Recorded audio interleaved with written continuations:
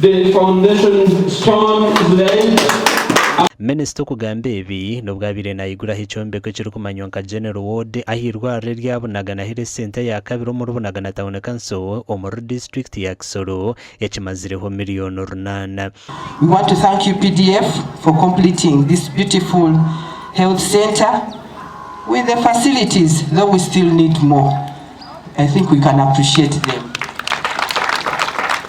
Turashima kuko ubu ngubu abarwayi bagiye gufashwa, abagore bagiye gufashwa,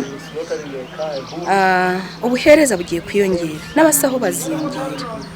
Minister nagira ngo ba engineer bande na munonga barukora na za district nibashabe bituga na no gukora imirimo y'ebishobobo ekinte cyota kushanga omubombe cya UPDF. None ko ino mu UPDF byo ntabikoze iki ntago biriyo so basanga ibintu byose bakoze iki ni mudahinduraho muraza gusanga na service commissioner abasirikare bicayeho tukumijemo kuri rate muraza gusanga buri kimwe cyose cyagiye miki mutugire duhindureho. We have taken over 285 projects in the country, and it is almost the work is worth 378 billion. So we are not a force just to wish away.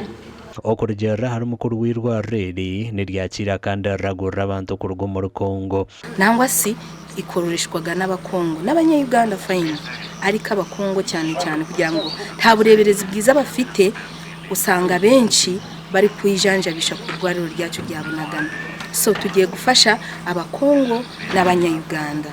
The initial design was that the floor would have been screed, but when I met the engineer and my engineer, I told them no, let's do tiles for easy cleaning and everything, and we never asked for more money.